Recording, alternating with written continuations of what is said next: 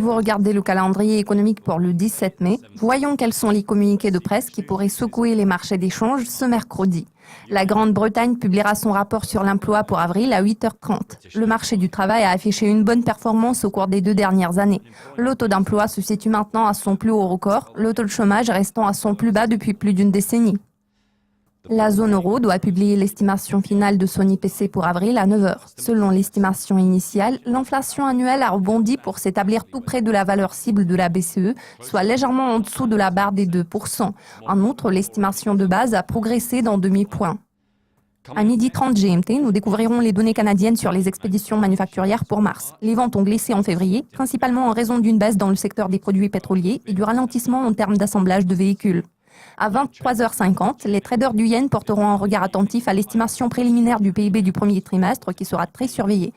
L'économie japonaise a affiché un rythme de croissance stable de 0,3% au cours des 2 derniers trimestres. Nous découvrirons les attentes en matière d'inflation des consommateurs australiens pour mai à 1h du matin.